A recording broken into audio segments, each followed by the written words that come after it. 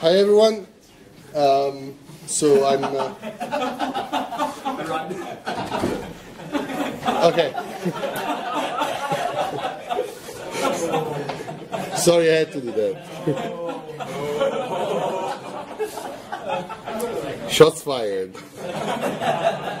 Okay, so.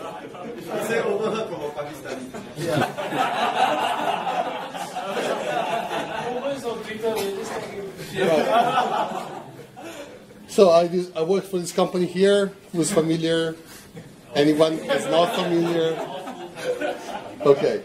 So my job is I'm a developer here. I work on the core team. That means I work on actually Stackoverflow. On this page, this bit here, the new one page is mine or my team's, and this calc bit I did. It's my first project. So everybody knows about Stackoverflow. I just wanted to give you just a head start, so maybe it's a topic for questions.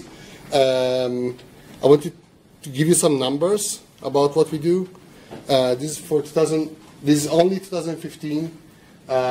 We have around 100 million page views per month. Unique visitors. Only last year we have had 4.6 million questions asked, answers submitted, and 3.7 million questions asked. So as you can see, there's a lot of activity there. Overall, we are one of the top 30 sites in the world, more or less.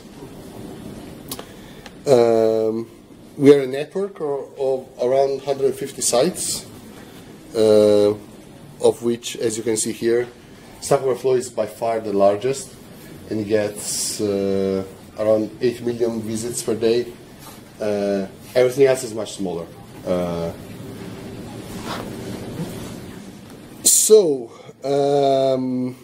This is the size of the architectural problem that we have to solve every day. At every given moment, there are around maybe 500,000 people browsing the sites. We know that because for a large part of our users, we create WebSockets. Are you familiar with this technology? Yeah, so we can update like their home page or the question. When something changes, we can just update it in real time. And so we know how many people are connected because these are permanent connections, and we are capped at the moment around 500,000. So every time we deploy something, which happens 5 times a day, is in front of 500,000 people. Traffic-wise, as I was saying, we do around 100 million uniques per month, and this is Singapore, and we do 1 million in Singapore. So in Singapore, there are 1 million unique IPs coming to our site every month. Which, if you think about it, we are a developer site, so it's... Okay, so another thing that you might find interesting, this is our status dashboard. Is actually connected in real time. As you can see, we have four DBs, and this one is suffering a bit, so 26% CPU, but the other ones are, not doing much. And these are our web servers from 01 to 09, and they're all sort of around 10%, and they're only 9. These are some service machines that do things like run batches, like hourly batches to award badges or do other things like that. And I think that's pretty much it.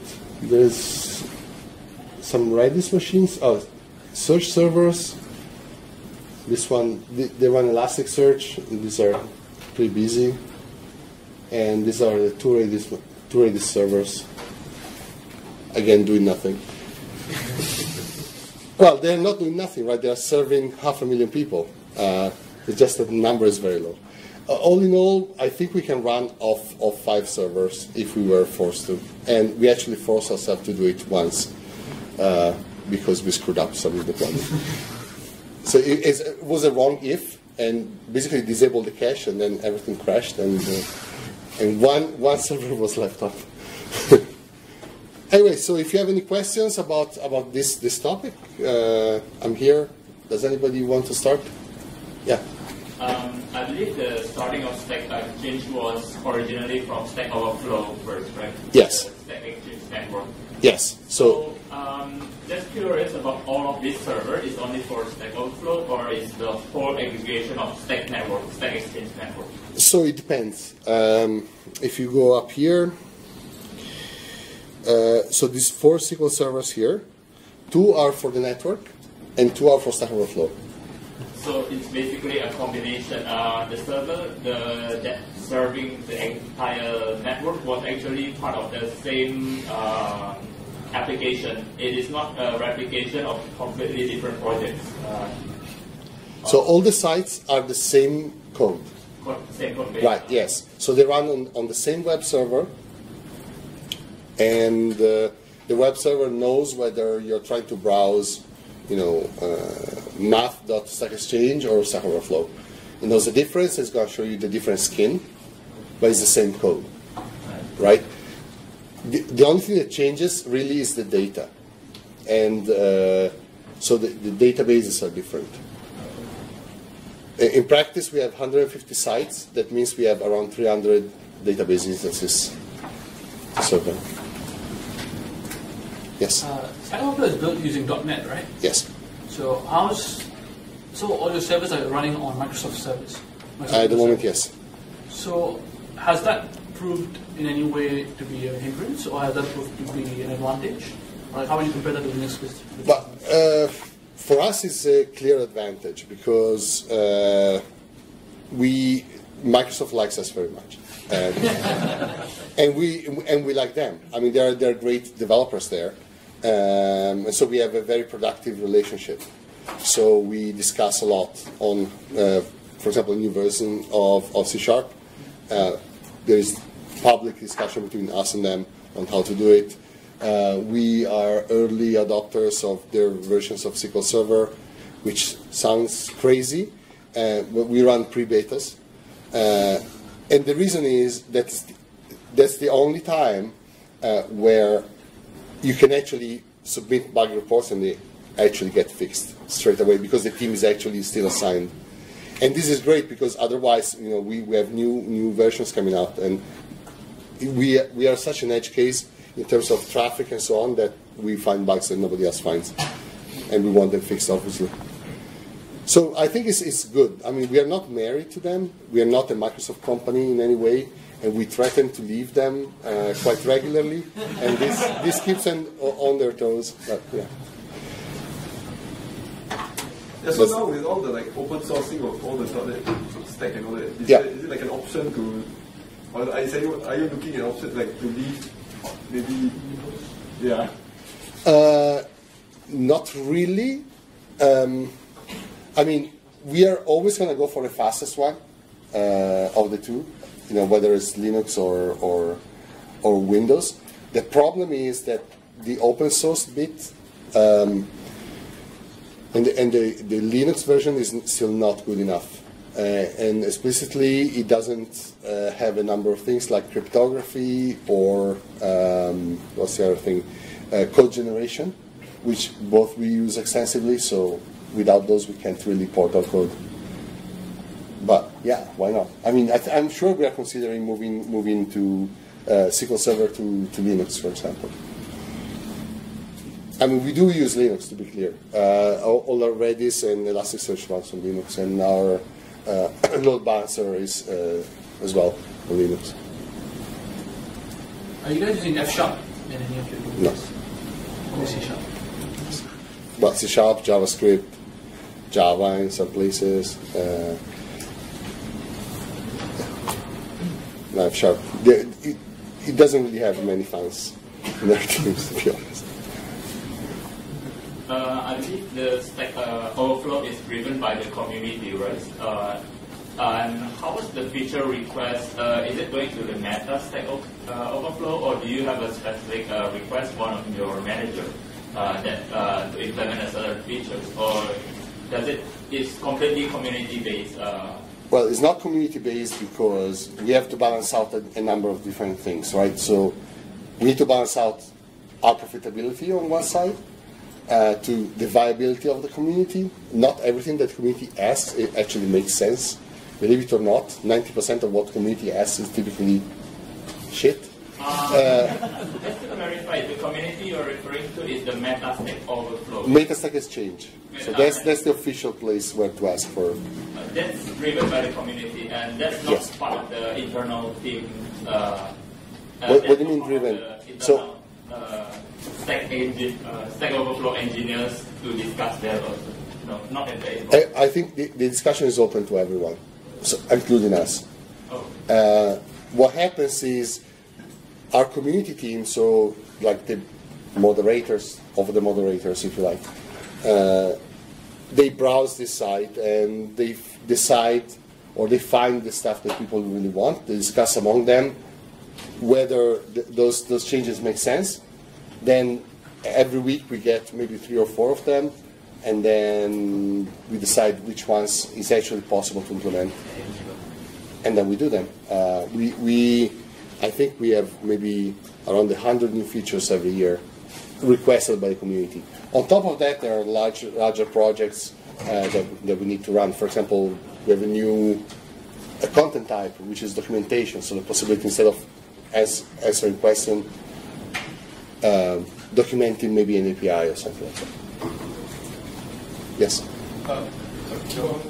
So I just was wondering, based on your experience, do you have any thoughts around, in terms of architecture, microservices versus vertically scaled infrastructure, the kind that you have?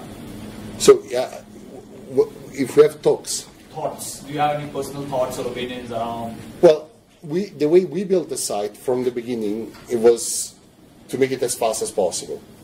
And we are obsessive about that.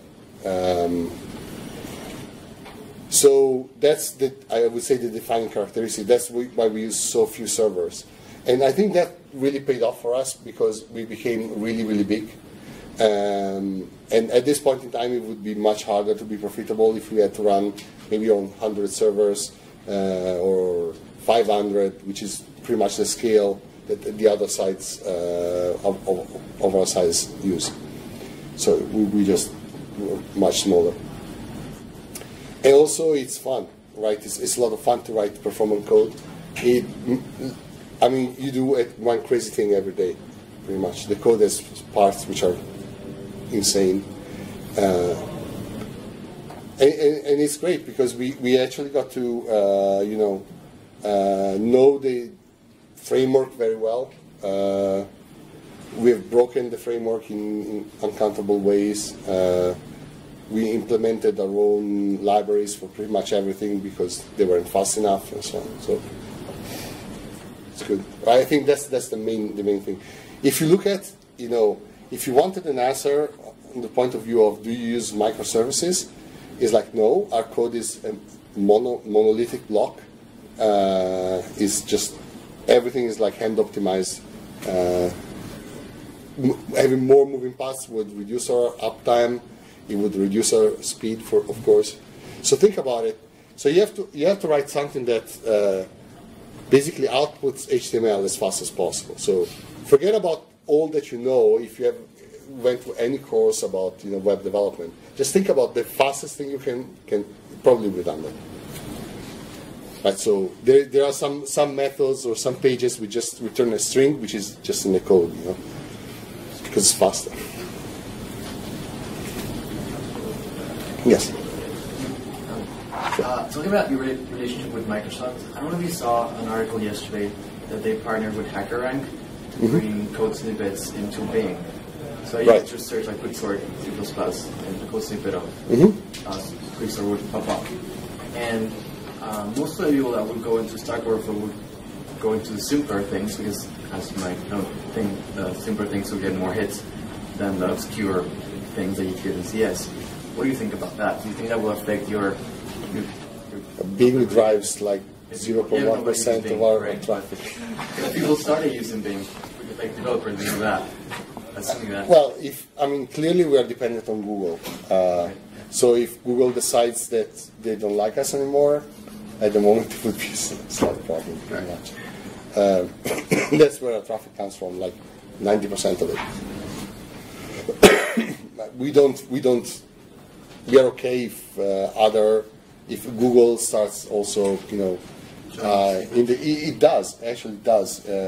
For example, if you Google a word, then it will provide you with the definition from Wikipedia. DuckDuckGo as well reads our pages and they extract our stuff. So if Google started doing the same thing, like copying Bing, for example, and they show code snippets, do you think that will greatly affect your traffic? Who knows? I don't think so, but I think the great value of Stackoverflow is not where people find answers, but it's where people can ask questions. I think that's the most important thing.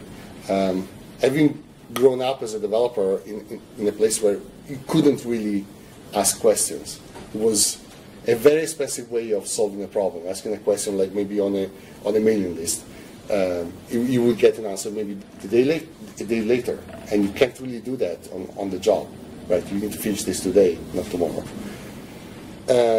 When you have to look up stuff maybe on Wikipedia or on reference, it becomes really, really hard in some cases because you don't know what the answer to your question is, so you don't know what to look for.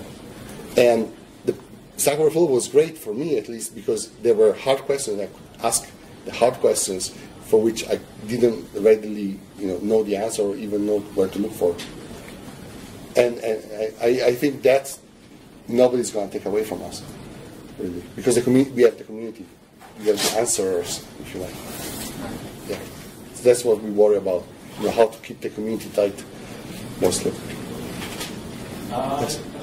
Were you involved in the reputation development also? Just now you pointed out. On what? Reputation. There is a credit, how much point have you earned? Right. Is that part of your? Well, it's part of my team's. Your team. Yes. What is your opinion at the moment with this reputation? It seems that there is a so-called effect that the bigger players is getting bigger and even bigger due to the existing question that they have. Mm-hmm. They get more and more upvoters, and those who is newcomers, they tend to get downvoted because the fact that they are having a zero reputation and people see that, and it becomes a so-called network effect that makes people biased in the judgment of a reputation. I actually measured that. There is some effect, but it's really, really hard to tell because actually those players, the ones that have a lot of reputation, they are also very, very good at answering. And not only because they're knowledgeable, but they know how to give answers that people like. Right? So they know how to play the game. So they beat you every time. The trick there is you need to find a niche. A new language comes out, answer questions on that language. Those are, you can get a lot of reputation there. One example is I was one of the first users. I got most of my reputation on C#, on SQL, on the stuff that nowadays, if you answer questions there, nobody really cares, right? But Nick Craver, the other guy, came after me, and he answered questions on jQuery, and he got 100,000 reputation in 1 year. Because that was the year of jQuery. So you need to get the right, So nowadays, I don't know, maybe Rust is very popular right now. So Rust questions. Yes. What's a daily life like for a developer at Stackoverflow? Sorry? What's a daily life like? So we are remote workers. So I wake up, I go downstairs, and code. It's very, very simple. I mean, we have very, very little ceremony. We meet once a week. We discuss pretty much what we're going to do the rest of the week. We have a chat window open all the time, and we chat and we code, and that's it. There's no distractions, nothing else. So it's a work of if you like coding, you just do that. Just code all the time. So what's the proportion of remote workers in Stackoverflow? Sorry? Is everyone a remote worker, or is there like a? Not everyone. Let's say so. First of all, we have a very large sales team that sells job ads to companies, and they are all from offices, and we have 3 offices where they are. Developers, I would say maybe a third is in the offices and 2/3 are remote. And we have people from all over the world. So we used to have someone from Australia, we have someone from Philippines, people from the US, of course, South America, Europe, obviously. Yes? What big projects do you have in mind that you're working on, or the team is working on in the next 1 year? So, well, it's quite public, actually. If you go Meta Stackoverflow, we announce it, and people get upset because every time we seem not to be able to communicate properly with them. But okay, so what we are going to do? So first of all, we need to make the company profitable. The company is 8 years old, and it's about time. Our investor wants us to be a profitable company. The way we're going to do that is and that's always been the plan, we want to sell job ads to companies. So the companies can find developers, and developers can find jobs, which is, I think, is very well in line with helping developers, which is what we do. So there are a bunch of new features we are building there. We are building the possibility for developers to bring all their achievements in one page. So not only their CV, but maybe their blog posts or GitHub repositories and so on. So they can create like a timeline. They can either use to show off to people, or they can actually use it to find a job as well. And then the big thing is, of course, documentation. So we have added a new content type. So it's the second content type after Q&A, and it's basically like MSDN, like JavaDoc, and so on, but done by us.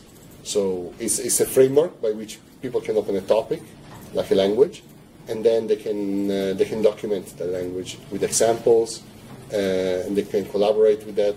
It's quite nice. It's in beta now. I think before the summer we're going to have something which is public. But if you're interested, you just search on Meta Stackoverflow documentation, and you will find it. Actually, it's here, documentation. There we go. So people are, of course, up to date. You just go look for this.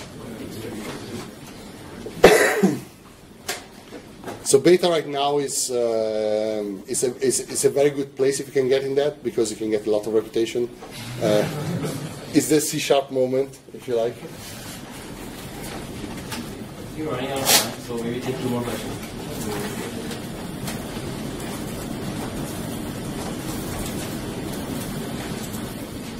Okay. Yes.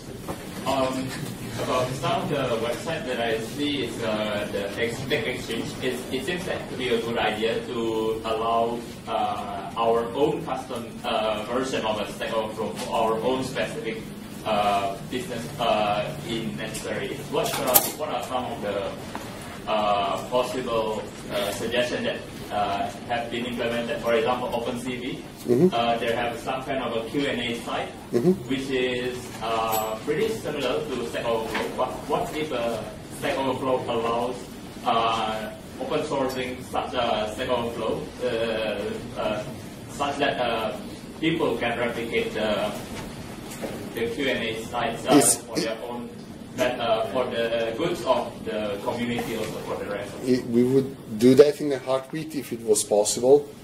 However, a lot of our code is built having a network in mind.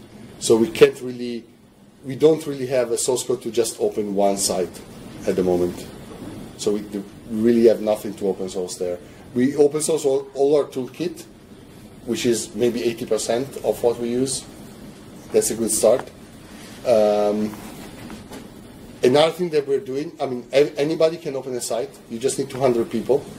So, and if it sounds like a lot of people, with less than 200 people, we know the sites die.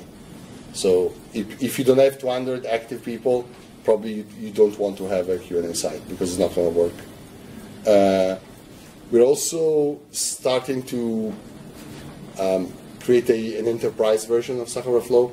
So for very, very large companies, like maybe large banks and so on, that they want to have their own internal thing, we may start to provide that soon. It's just an idea right now, but we don't know if it's going to work. I mean, the difficult thing in all these cases is building a community. It's not the software. Having a site you can get OSQA, for example, which is great. Because it could actually benefit for everybody in the developers. Because the ultimate goal, I believe, in the Stack Overflow is actually to help developers in the community of developers. Right. Around the world. Yes, but you need to get them all in one place. Otherwise, there is no critical mass. If you have enough people, you can open up a new site on a network. People have done so. We have tried to open it for maybe universities. So we have piloted a couple of universities last year, Stanford and another one, maybe Cornell, I'm not sure. But they didn't really work out. What does the university get? Is it like the copy of the source code, or and then they deploy on their own, or you just branch off a new site? We branch off a new site. Oh, okay. Yeah. The source code is really not in no conditions to be shared. It's full of crazy stuff. I mean, the binary, maybe the binary just deploy the binary. And also we do five new, there's the problem of maintenance, right? We deploy 5 times a day. How many new versions can you get? If there are no more questions, we'd like to thank Marco for coming Okay. down today. Thanks for having me. Thank you very much.